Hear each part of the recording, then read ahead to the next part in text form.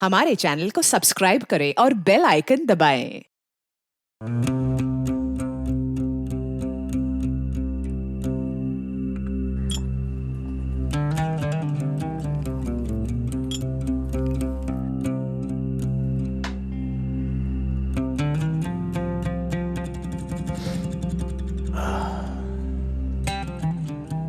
आजमाएंगे नहीं? अरे लुत्फ उठाइए मोहतरमा। लाजवाब मुश्ताक भाई। ये इत्र मैंने खास तौर से आपके लिए बनाया है।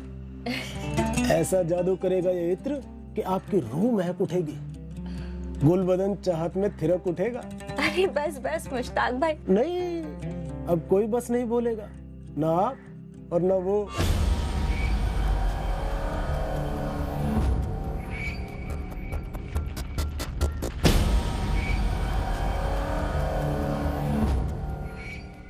दुनिया में हर मर्ज की दवा है और उस दवा का नाम है मुश्ताक।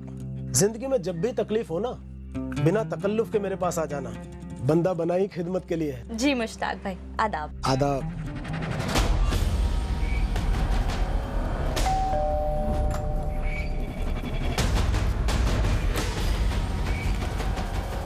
ये कौन सा है?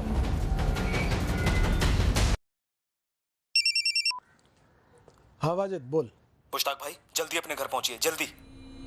क्यों, क्या हुआ वाजिद? मुश्ताक भाई, आफरीन शायद बेहोश हो गई है, उसकी सांस नहीं चल रही, किसी ने शायद हमला किया आपकी बेटी पर। हमला? आफरीन पर? क्या बक रहा है? हसीना कहाँ है? मुश्ताक भाई, हम सब आपके घर के बाहर इकट्ठा हुए हैं। इब्राहिम अभी रिक्शा लेने गया, आप जल्दी आइए। आफरीन, आफरीन, उठना बेटा। आफरीन, आफरीन आँख खोलना, आफरीन खोलना। हटी। हसीना भाभी, आप मेरे साथ अस्पताल चलिए, चलिए। तू जा, मैं जफर को संभालूंगी। हटी हटी, जल्दी हटी। भाई साहब जल्दी जल्दी जल्दी।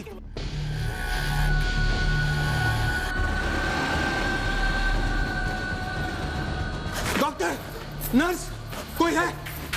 मैडम देखिए, बच्ची की सांस रुक गई है मैडम, डॉक्टर को बुलाइए जल्दी। बच्ची तो मर चुकी है। जी डॉक्टर, मुझे बाहर देखते ही लगा था। गले पर स्ट्रैंगुलेशन के निशान है, पुलिस को फोन करो तुरंत। ये कौन सा है? बोलिए ना कौन सा है?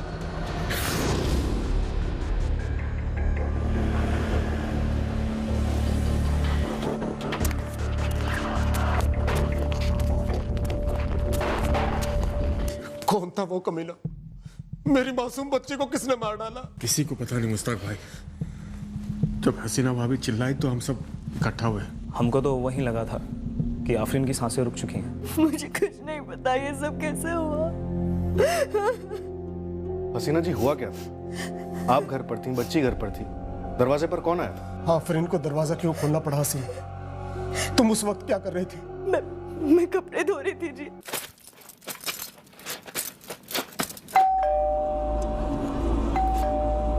अम्मी मैं देखती हूँ। जा। ना मैंने कुछ देखा ना मुझे कुछ सुनाई दिया, कुछ पता ही नहीं चला। कुछ देर बाद जब मैंने आफरीन को आवाज लगाई ये पता करने के लिए कि दरवाजे पे कौन आया है, वो जवाब ही नहीं दे रही थी। आफरीन, आफरीन कौन आया दरवाजे पे? आफरीन जवाब क्यों नहीं दे रही है? कौन आया है? ये लड़की भी ना।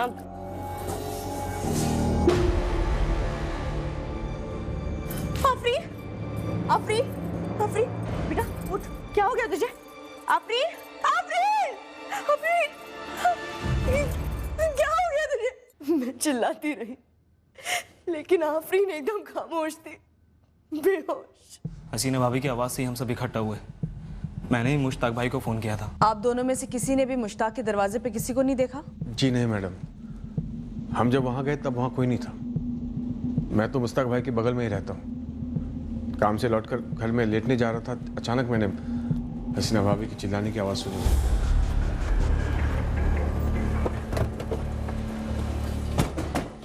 साहब, ये है मुश्ताक भाई का घर।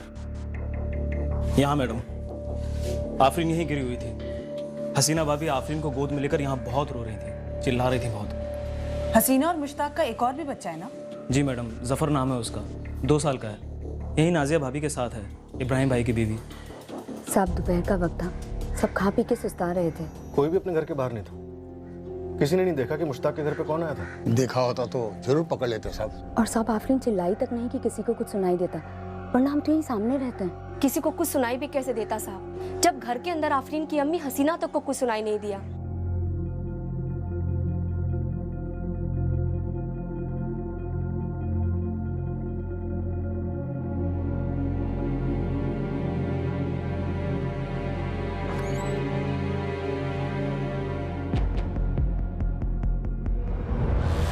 मौत गला घोटने से हुई थी। बच्ची का विंड पाइप पूरी तरह से चोक्ड हो चुका था। अभी तक जो पता चला उससे तो लग रहा है कि बच्ची आफरीन ने कोई शोर नहीं मचाया, क्योंकि बाथरूम में कपड़े धोती हुई इसकी माँ हसीना ने कुछ नहीं सुना, और ना ही मोहल्ले में किसी ने कुछ सुना और ना ही देखा। मैं डिटेल एनालिसिस के लिए बॉडी फॉरेंसिक टीम को भेज देता हूँ। सर लगता है आफरीन की माँ हसीना सच नहीं बोल रही है। क्यों, क्या गड़बड़ है? सर हसीना ने कहा था कि हादसे के वक्त वो बाथरूम में कपड़े धो रही थी। हाँ तो? बट सर बाथरूम में तो किसी भी तरह के कपड़े नहीं दिखे, ना मैले और ना ही धुले।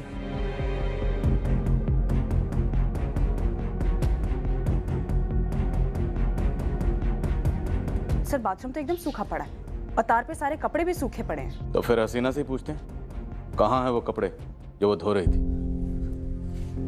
कौन आया था हसीना? सच में तुमने कोई आवाज नहीं सुनी? कितनी बार पूछोगे मुश्ताक, सच में कोई आवाज नहीं सुनाई दी, आफरीन भी नहीं चिल्लाई। मेरा यकीन करो। सर यहाँ पे कुछ तो गड़बड़ हुई है जो हसीना छुपा रही है।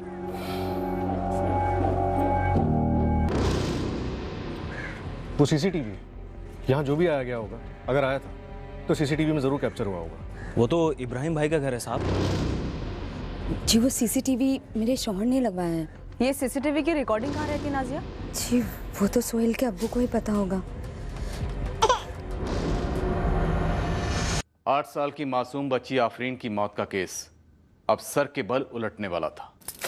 सिर्फ हसीना के अविश्वसनीय बयान की वजह से नहीं, बल्कि इब्राहिम शेख के घर के बाहर लगे सीसीटीवी की वजह से भी, जिसने आफरीन की मौत के राज को और भी गहरा कर दिया।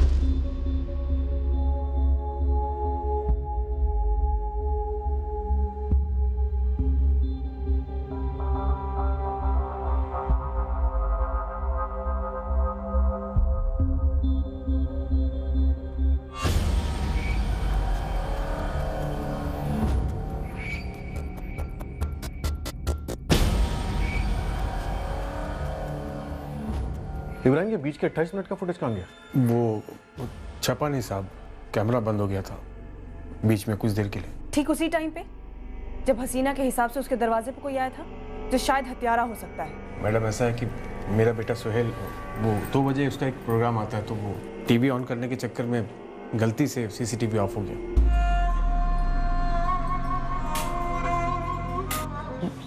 मैडम सोहेल से अक्सर ऐसी गलती हो जाती है। जैसे ही हसीना भाभी चीखी तो आवाज सुनकर मैं बाहर आया तो देखा कि सीसीटीवी ऑफ हो गया। क्या हो गया तुझे? सुनाई नहीं दे रहा तुम्हें? कैसी आवाज? ये तो हसीना भाभी की आवाज है। सोहेल तूने फिर से सीसीटीवी ऑफ कर दिया? गलती हो गई अब्बू। करते क्या हो तुम इब्राहिम? कारपेंटर हूँ साहब। रोज दोपहर काम से घर आते हो? हाँ ज़्यादातर आता हूँ मैडम, खाना खा के सो लेता हूँ, फिर शाम को चाय पी के चले जाता हूँ, फिर रात को लौटता हूँ। फिर भी हमें सीसीटीवी फुटेज चाहिए। जी साहब, जो भी है वो निकलवा के देता हूँ साहब। सिर्फ साधारण आमदनी का कारपेंटर और घर के पास सीसीटीवी कैमरा? हाँ अजीब तो है। और इस बच्ची की माँ हसीना का बयान भी झूठ मालूम हो रहा है। तुम सही कह रही थी नुसरत, यहाँ कुछ बहुत बड़ी गड़बड़ है।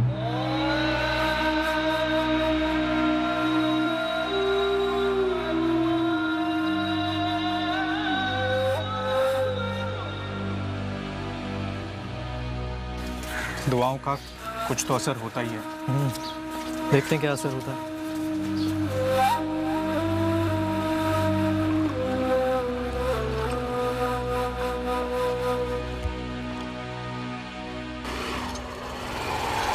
हसीना सैयद, हमें गीले कपड़े ना तो तुम्हारे घर के बाथरूम में मिले हैं और ना ही तार पर। जब आफरीन का कत्ल हुआ तुम कपड़े नहीं धो रही थी। ये नाटक करना बंद करो हसीना। अब तक तुम हमसे सिर्फ झूठ बोलती आई हो। मैं सच बोल रही हूँ।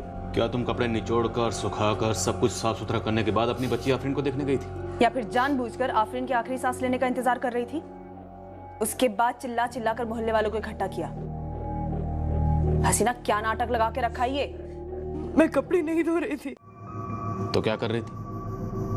कौन आया था दरवाजे पर? या कोई आया ही नहीं? बेल बजी ही नहीं? ये क्या बोल रहे हैं आप?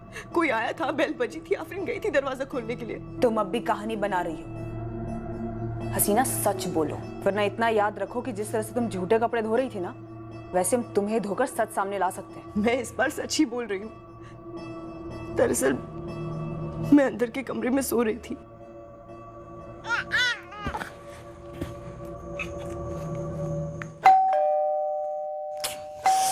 आफरीन, जरा देख दरवाजे पे कौन है।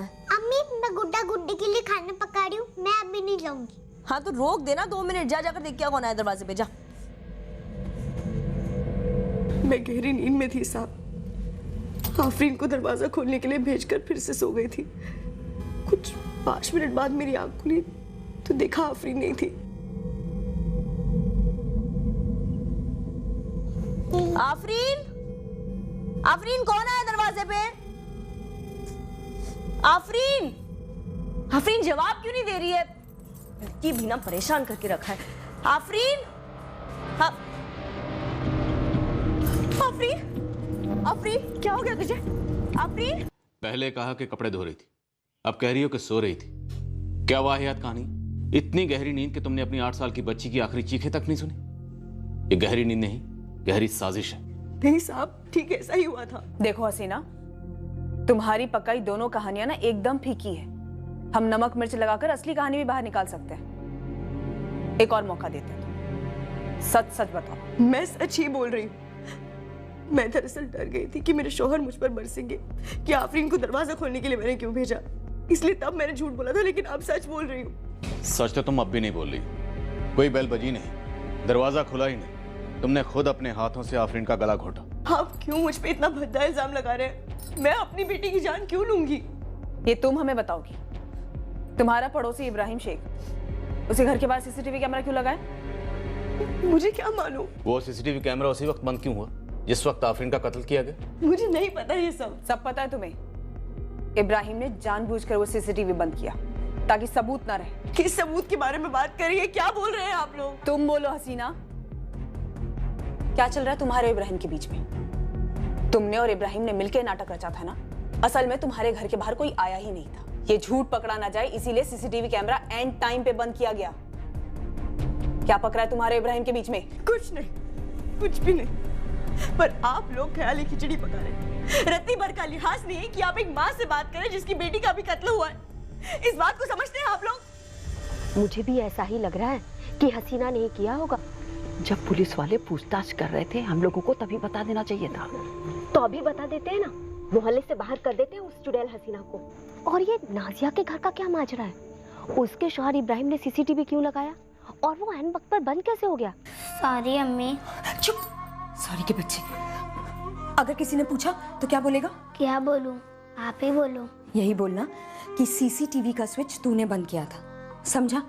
कभी भी कोई भी तुझसे कुछ पूछे सिर्फ यही बोलना। जी अम्मी, लेकिन गलती से हो गया था, मुझे पता ही नहीं चला।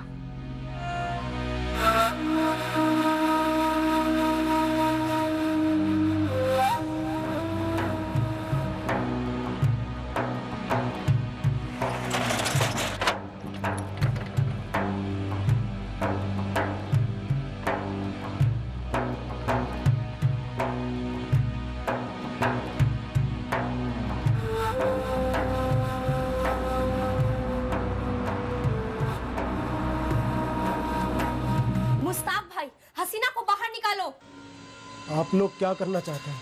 हम मोहल्ले के बीचों बीच मार मार कर उसे सच उगलवाएंगे। आप बाहर निकालिए उसे। मुस्ताक भाई, इस बेरहम औरत को आपको घर से पहले ही निकाल देना चाहिए था। मैंने अपनी आफरीन को खोया और इस वक्त मुझ में ये सब बातें करने की ताकत नहीं है। तो जुटाइए ताकत और हटाइए उसे। आप अपने इत्र की खुशबू में इतने खो गए मुस्ताक भाई कि अपने घर में पनप रही सड़न को सूंघ नहीं पाए। बाहर निकालिए उसे, अभी के अभी निकालिए। औरत जात समझकर पुलिस वाले नरमी से पेश आते होंगे, लेकिन हम मोहल्ले की औरतें दिखाएंगे उसे कि हम किस मिट्टी के बने हुए हैं। अरे वो सिर्फ नाम की हसीना है, अंदर से बदसूरत है, बदसूरत। मैं पुलिस बुला रहा हूँ। डायनो के लिए कोई जगह नहीं है हमारे मोहल्ले में। बुलाइए उसे। अगर बाहर नहीं भेजा तो हम अंदर आ जाएंगे।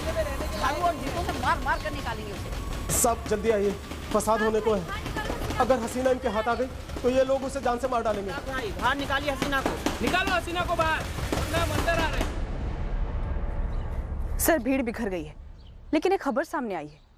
ये जो हसीना है वो आफरीन की सौतेली माँ थी, और मोहल्ले के हर बंदे का यही कहना है कि हसीना आफरीन के साथ बहुत बुरा सलूक करती थी।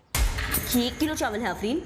जो दुकानदार ने चाचा ने दिया था वो मैं ले आई अम्मी। और आधे रास्ते में गिराते हुए आई है। पैकेट फटाई दिखाई नहीं दिया, अंधी हो गई है क्या? तेरे अब्बू तेरे स्कूल पर इतने पैसे खर्च कर रहे हैं फेल होने के लिए। मुझे पढ़ाएंगे प्रेजेंट, पर फेल क्यों हुई हूं मैं? तो क्या इंतजार कर रही है फेल होने का? इतने कम नंबर फेल बराबर ही होते हैं। अब्बू से कहकर ना तेरा स्कूल ही छुड़वा देती हूँ। फिजूल पैसों की बर्बादी है ना। मुझे स्कूल पसंद है पर पढ़ाई नहीं। चुप कर। बड़ी आई शहजादी साहब की बाप ने पसंद नापसंद बता। सर हसीना का कोई ना कोई कनेक्शन पक्का है आफरीन के मर्डर से। हाँ, हसीना का इन्वॉल्वमेंट तो रूल आउट नहीं कर सकते, लेकिन उसके साथ कोई और भी रहा होगा, क्योंकि पोस्टमार्टम की रिपोर्ट के हिसाब से आफरीन का गला घोटने वाले हाथ शायद किसी मर्द के हैं। डिटेल एनालिसिस हो चुकी है। फॉरेंसिक टीम का कहना है कि विक्टिम के गले पर जो फिंगरप्रिंट्स मिले हैं उनकी साइज देखकर ऐसा लगता है कि गला दबाने वाले हाथ शायद किसी आदमी के थे। इसका मतलब है घर में वाकई कोई आया था या शायद पहले से मौजूद था, और ये हसीना कहानी बन रही है कि उसे मालूम ही नहीं कि कौन आया था। मुश्ताक जी, आफरीन की बॉडी दोपहर 2 बजे तक आपके हवाले कर दी जाएगी। उसे घर कैसे लाऊं? जनाजा कैसे उठेगा? मोहल्ले वाले तो। उसकी फिक्र आप मत कीजिए, हम मोहल्ले में बंदोबस्त ड्यूटी लगवा देंगे। लेकिन अच्छा ये रहेगा कि हसीना उस वक्त यहाँ ना रहे, हम उसे अपने साथ लेके जाते हैं। वैसे भी उससे हमें काफी सवालात करने हैं। अपने घर के बाहर तुमने सीसीटीवी कैमरा लगाया, कोई खास वजह? हिफाजत के लिए लगाया मैंने। आप तो जानते हैं कि कितने बच्चों को उठा लिया जाता है, घरों में चोरियां होती हैं। डर था मुझे भी, इसलिए लगाया मैंने साहब। तुम्हारे बच्चों को किससे खतरा है? तुम्हारे घर में ऐसी कौन सी कीमती चीज है जिसके चोरी होने का तुम्हें डर है? एन मौके पे सीसीटीवी किस डर से बंद कर दिया? अभी मत बोलना इत्तेफाक से हुआ, दम नहीं है इस झूठ में। झूठ नहीं बोला साहब। क्या साहब, आप लोग तो बोलते हो, वो टीवी में क्राइम पेट्रोल में भी कहते हैं कि सतर्क रहो, सतर्क रहो, सीसीटीवी लगाओ। फिर एक आदमी लगाया तो उसी की क्लास ले लो। क्लास इसलिए नहीं ले रहे कि सीसीटीवी क्यों लगाया। एक कांड हुआ और एन मौके पर सीसीटीवी कैमरा बंद हो गया, इसके लिए क्लास ले रहे। अब तुम ये बताओ, सीसीटीवी कैमरा बंद हुआ या बंद किया गया? साहब मैंने पहले भी बोला आपको कि सोहेल से गलती से बंद हो गया था टीवी ऑन करते वक्त। तूने अपने काम की जगह पे तो सीसीटीवी लगाया नहीं, अपने घर पे लगाया। कोई खास वजह तो रही होगी। आप लोग क्यों मेरे पीछे पड़ गए हो? आप लोग पकड़िए ना हसीना भाभी को, सारा मोहल्ला जानता है कि झूठ बोल रही। कोई आया होगा उसी से मिलने। कौन था वो?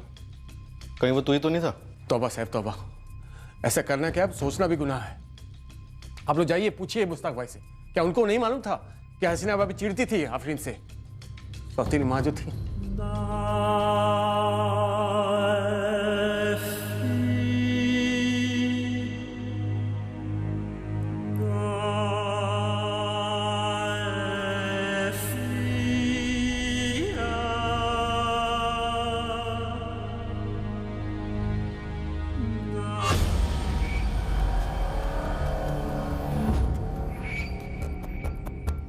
आफरीन मेरे पेट से नहीं जनी, इसलिए मोहल्ले वाले मुझे डायन न जाने क्या क्या कह रहे हैं। बलि का बकरा बना रहे ये लोग मुझे मैडम। बेवजह बकरा तो एक 8 साल की छोटी मासूम बच्ची बनी हसीना। लेकिन मैंने अपनी आफरीन को नहीं मारा। मोहल्ले वाले मुझ पर झूठा इल्जाम लगा रहे हैं। लेकिन घर वाला, तुम्हारा घर वाला मुश्ताक, वो भी तुम पर उंगली उठा रहा है, वो भी झूठा है। मैं जानना चाहता हूँ कि हसीना ने क्यों मार डाला मेरी नन्ही सी बच्ची को। हसीना को तोड़ तोड़ कर सब सच उगलवाया। मैं ही अंधा था जो अब तक अंधा बना रहा। नन्ही सी बच्ची मेरी परी बलि चढ़ गई हसीना की साजिश में।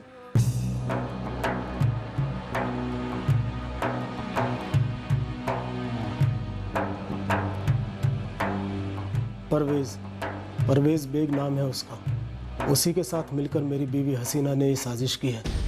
कौन है ये परवेज बेग? कभी दोस्त हुआ करता था मेरा, लेकिन मैं ही मिला उसे पीठ में खंजर भोंकने के लिए मुश्ताक जी जरा खुल के बताएंगे इस परवेज बेग का आफरीन के मर्डर से क्या ताल्लुक है? आपकी बीवी से इसका क्या ताल्लुक है? और आपको क्या लगता है उस दिन ये खुद आपके घर आया था या फिर इसे बुलाया गया था? परवेज ही हसीना को मेरी जिंदगी में लेकर आया था 4 साल पहले, लेकिन तब मुझे पता नहीं था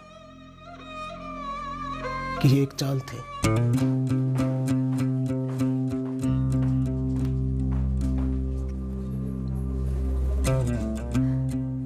बुखार तो काफी कम हो गया परवेज भाई, और आपकी तबीयत भी पहले से बेहतर लग रही है। ये आपका अंदाज है कहने का कि दफा हो जाइए? कोई ना, चले जाते हैं। हम तो चाहते हैं सब यहाँ से जल्द चले जाएं, पर ठीक होकर। भाई मुश्ताक मियां, मोहतरमा तो हमें धक्के मार मार के अस्पताल से निकाल रही हैं। वार्निंग मिली है कि आज ही क्या दफा हो जाइए यहाँ से। आपकी सारी दवाइयाँ फाइल में लिख दी है परवेज भाई जी, वक्त से लेते रहिएगा।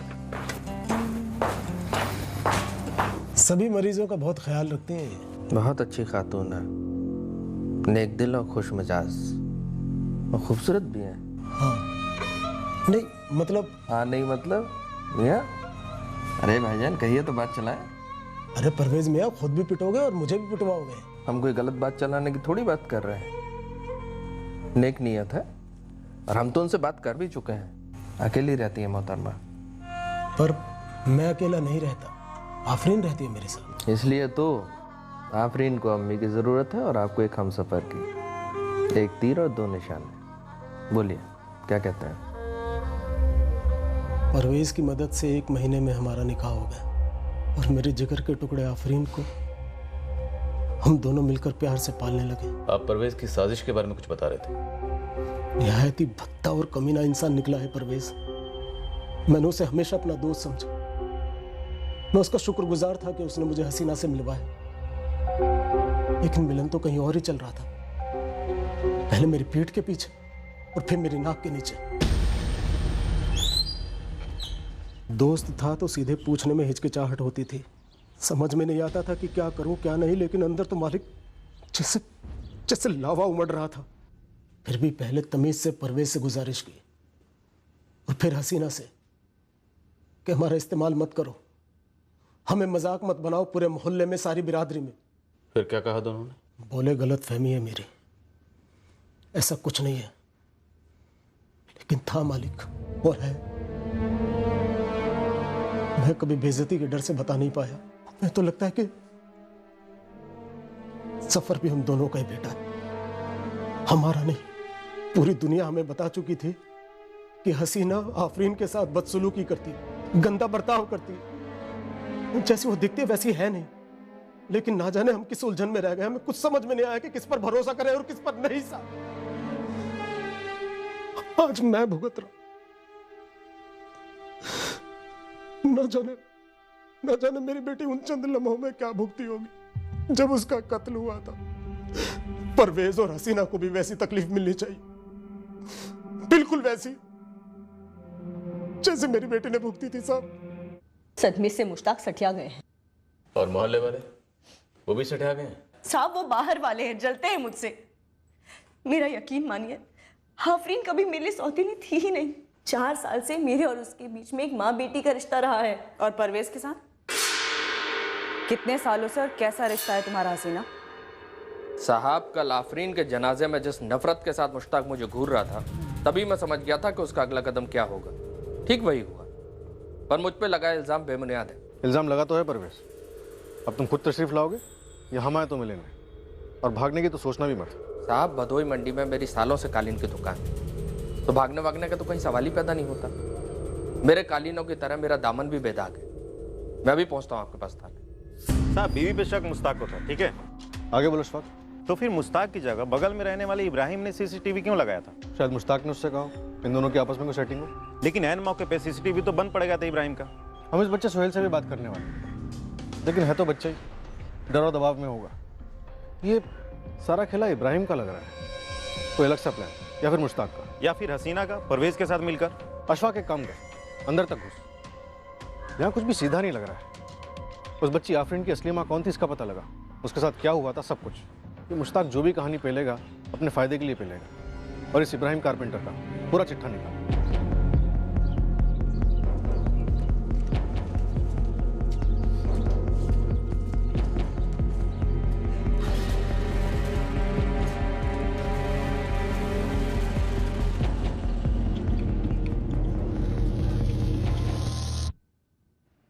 मेरा असली नाम हर्षा गुप्ता है। तो परवेज ने तुम्हें हसीना बनाया और तुमने मुश्ताक को फंसाया? जी नहीं, मेरी पहली शादी टूट चुकी थी, मैं अकेली थी। मुझे मुश्ताक अच्छा लगा, वो कमाता भी अच्छा था। परवेज को मैं परवेज भाई बोलती हूँ, भाई। उन्होंने बस हम दोनों को मिलवाया, बाकी सब कुछ हमारी मर्जी से ही हुआ है। मैं हर्षा से हसीना बनी, अपना नाम बदला, अपना धर्म बदला, मुश्ताक से निकाह किया। आफरीन को अपनी सगी बेटी से भी ज्यादा प्यार दिया, अपनी बेटी समझकर उसकी परवरिश की। हाँ, मोहल्ले की दूसरी औरतें तुम्हारी मिसालें देती हैं कि माँ हो तो हसीना जैसी। खाने मारना कितना आसान होता है ना मैडम। एक बच्ची मारी गई है जिसे तुम आए दिन थप्पड़ मारती थी, ये झूठ है? झूठ ये है कि आए दिन मारती थी। जब माँ सौतेली होती है ना, तो 4 साल में 6 बार भी हाथ उठाए ना तो आए दिन हो जाता है। हर किसी को सौतेला हाथ नजर आता है, माँ का हाथ किसी को नजर ही नहीं आता। आफरीन तुम्हारे और जफर के रास्ते में आ रही थी, ये भी झूठ है? पूरी तरह झूठ है। मुश्ताक तो जफर को इस दुनिया में आने ही नहीं दे रहा था।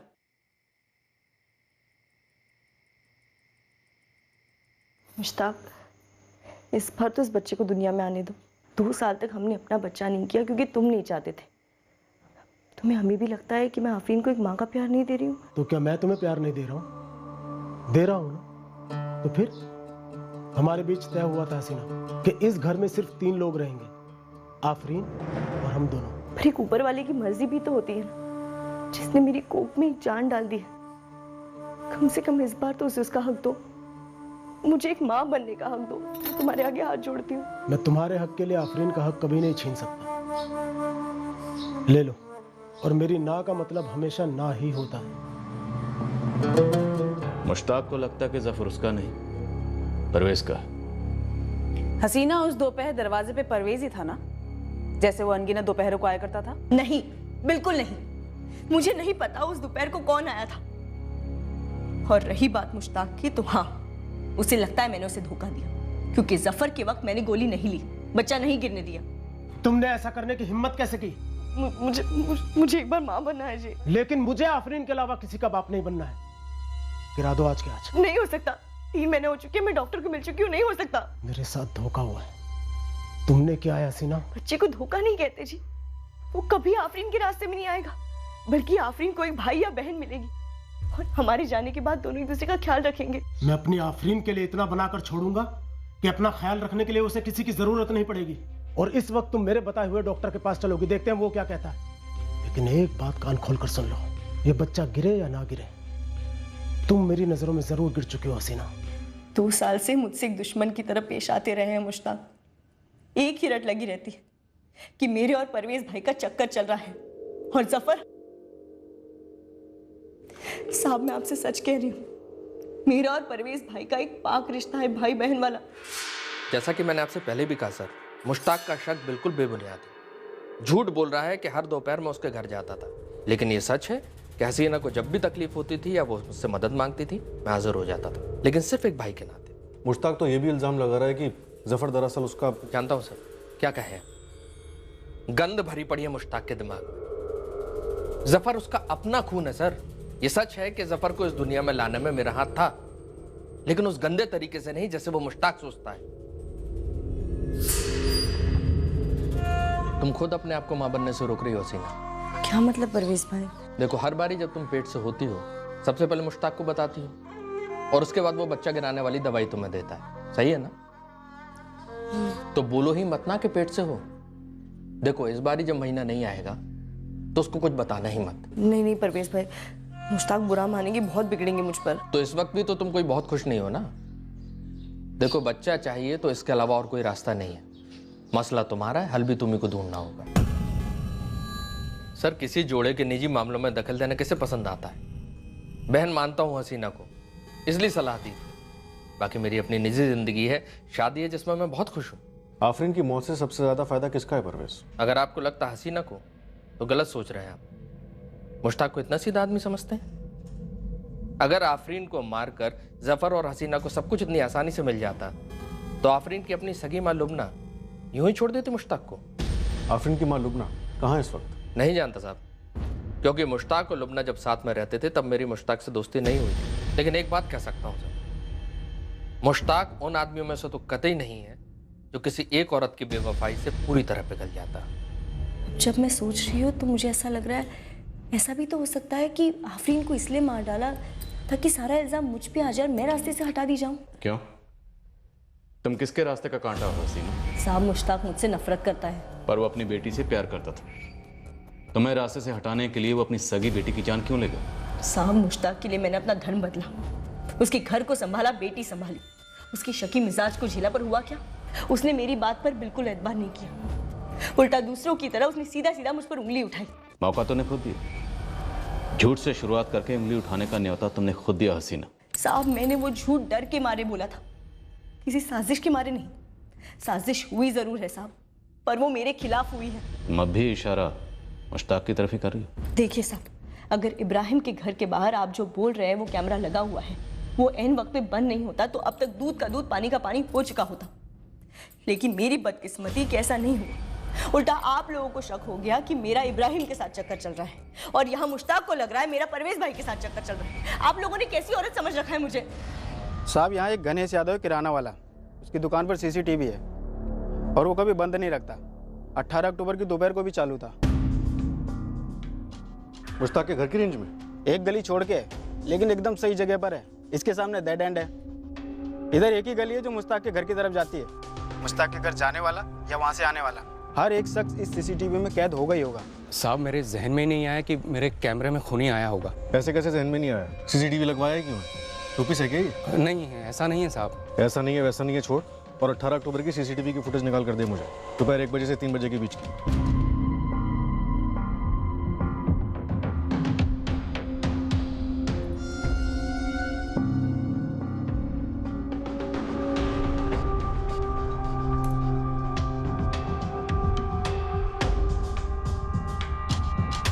भरी दोपहर में हाजिर उमर, कंधे पर नहीं, चेहरा लपेटा हुआ। और सर सीसीटीवी की रेंज में आते ही चेहरा ढका गया।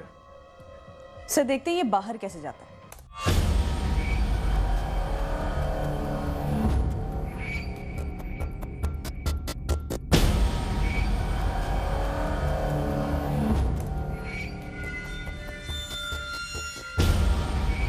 बंदा चालाक है, पक्का जानता होगा कि यहाँ सीसीटीवी कैमरा लगा हुआ, इसलिए मुंह नहीं पीठ दिखाकर भागा। सर, इब्राहिम का सीसीटीवी में पीठ दिखाने की कोई गुंजाइश ही नहीं। उसके मुताबिक उसके बेटे ने ये इब्राहिम भी शायद इस साजिश में शामिल है।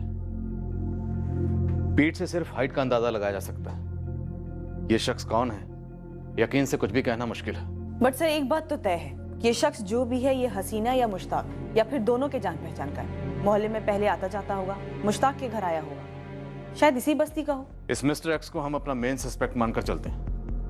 अब इतना तो क्लियर है कि 18 तारीख की दोपहर को मुश्ताक के घर पर कोई आया था। मतलब हसीना झूठ नहीं बोलेगी। सर, हो सकता है हसीना आधा सच बोल रही है। हो सकता है उसी ने किसी को बुलाया। या सर, ये भी हो सकता है कि मुश्ताक ने किसी को भेजा हो।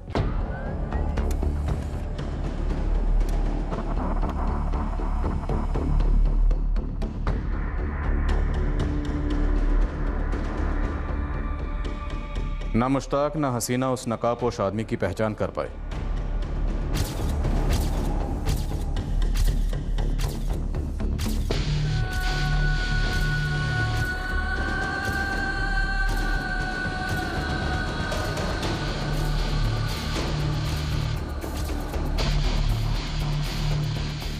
मुश्ताक, परवेज, इब्राहिम, केस से जुड़े हुए सभी आदमियों की ऊंचाई नापी गई।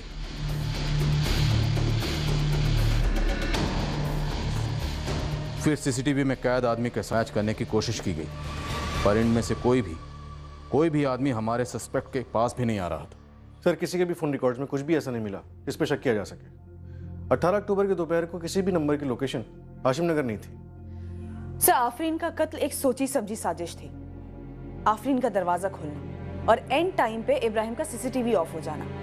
सर, एक नकाबपोश शख्स का एक किराने वाले के सीसीटीवी के बारे में जानकारी होना, ये सब कुछ सिर्फ इत्तेफाक नहीं हो सकता सर। अगर हम ये मान भी लें कि ये इत्तेफाक नहीं बल्कि एक साजिश है, तो भी हमें अभी तक मुश्ताक, हसीना, परवेज, इब्राहिम का इस साजिश से कोई कनेक्शन नहीं मिला है। कुछ नहीं मिला सर। क्यों नहीं मिला?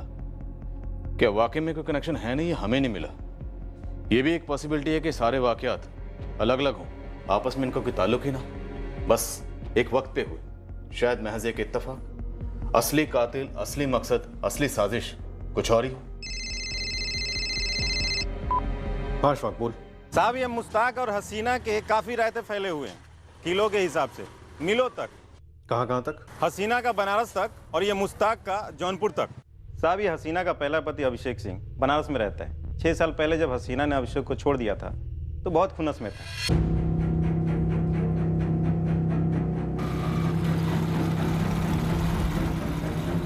हसीना सैयद तब हर्षा गुप्ता थी, पर उसका अभिषेक से कोर्ट में कोई तलाक वलाक नहीं हुआ। बस एक दिन हर्षा उर्फ हसीना अभिषेक और उसके घर को छोड़कर भाग गई। ये हर्षा उर्फ हसीना के मायके में कौन कौन है? कोई नहीं है साहब। ये हसीना भी बनारस की है। शायद इसका पहला पति अभिषेक बदला लेने आया होगा या किसी को भेजा होगा यहाँ। और मुश्ताक का रहता जौनपुर में? उसकी पहली बीवी रहती है ना वहाँ। लुबना, आफरीन की माँ। ना, वो तो अभी रंगमंच पे आई ही नहीं है, उससे भी पहले वाली। मुश्ताक की सबसे पहली बीवी का नाम कौसर है, जो जौनपुर में रहती है और पान की दुकान चलाती है। अरे कौसर भी, पैसे कौन से भागे जाने? तो पैसे चलकर आ भी तो नहीं रहे मेरे पास। ये पान आखिरी पान था। कल तक मेरा हिसाब नहीं चुकाया ना तो तुम्हारी ये फटफटिया मेरी। कौसर के 2 बेटे हैं, यूसुफ और अफजल। ये दोनों मुश्ताक के? हाँ जनाब, ये दोनों मुश्ताक के ही बेटे हैं। तो ये हसीना दरअसल मुश्ताक की तीसरी बीवी है? हाँ मैडम, लेकिन इस रायते की रेसिपी समझने के लिए आपको लिख के रखना होगा। ये हर्षा उर्फ हसीना मुश्ताक की तीसरी बीवी है, लेकिन शादी चौथी है। उसकी पहली बीवी थी कौसर जौनपुर में, जिससे यूसुफ और अफजल हुए, जो मैंने अभी आपको बताया। फिर आई लुबना से आफरीन हुई। लुबना से तलाक के बाद आफरीन को मुश्ताक ने अपने पास रख लिया। फिर उसने अपनी पहली बीवी कौसर से फिर से निकाह किया दूसरी बार। और कौसर को फिर से तलाक दिया दूसरी बार? बिल्कुल दुरुस्त साहब। फिर हर्षा आई, जो हसीना बनकर इसकी तीसरी बीवी बनी, लेकिन शादी चौथी थी। एक 8 साल की मासूम बेगुनाह बच्ची को मारकर कोई क्या साबित करना चाहता था? क्या अभिषेक हर्षा और हसीना को फंसाना चाहता था, या फिर कौसर मुश्ताक को कोई जख्म देना चाहती थी? कौसर के पास कोई वजह थी? किलो के हिसाब से साहब, ये जो कौसर है रंगमंच या फिल्म के किरदार से कम नहीं है। मुश्ताक और कौसर ने 2 बार शादी की, 2 बच्चे किए, 2 बार तलाक ली। पहले तलाक से पहले कौसर ने मुश्ताक के नाक में दम कर रखा था। एक बार तो कौसर ने मुश्ताक को जेल भी भिजवाया था। अब देखती जा कौसर, अगर तेरी जिंदगी बर्बाद नहीं की ना तो मेरा नाम भी मुश्ताक नहीं। तो फिर तो तू अपना नाम बदल ही ले, क्योंकि तू कुछ करे और मैं उसका जवाब सूद समेत ना दूं तो मेरा नाम भी कौसर नहीं। साहब ये तो था 13 साल पहले का राय था, लेकिन हाल ही में 4 महीने पहले मुश्ताक ने कौसर से फिर से पंगा ले लिया। कैसा पंगा? जौनपुर वाला मकान बेच के, जिसमें कौसर अपने दोनों बेटों के साथ रहती थी, वो भी कौसर को बिना बोले। मेरा घर है कौसर, किसी को बेचूं या खैरात में दूं मेरी मर्जी। तू कौन होती है बीच में बोलने वाली? अरे तेरे 2 बच्चों की अम्मी हूँ मैं वो हूँ जिसे तू एक दमड़ी नहीं देता घर के खर्च के लिए, और ऊपर से सर से छत छीन रहा है। अब तू देख मैं तेरे से क्या छीनती हूँ। बर्बाद कर दूंगी तुझे। पागल कुत्ते की तरह घूमेगा, ऐसी हालत ना की ना मैंने तो मेरा नाम भी कौसर नहीं। तो ये है पूरे फैले हुए रायते की हिस्ट्री साहब।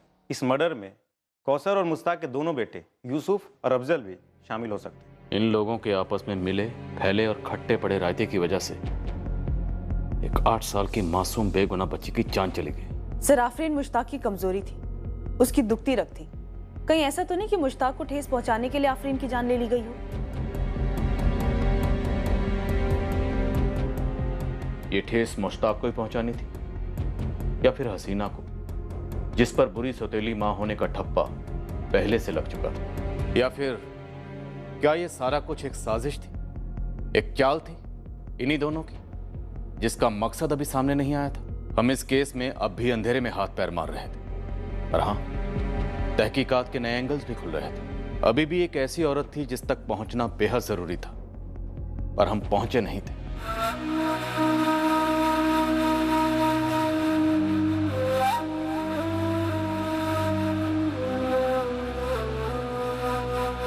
हम बहुत ही जल्द उस तक पहुंचने वाले थे, आफरीन की अम्मी लुबना तक। जब इस 8 साल की मासूम बच्ची के कत्ल की वजह हमारे सामने आई, हम सबके होश उड़ गए।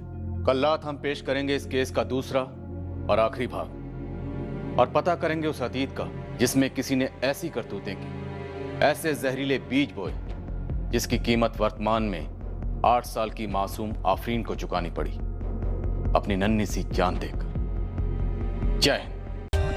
For more updates, subscribe to our channel, click the show links and enjoy watching the videos.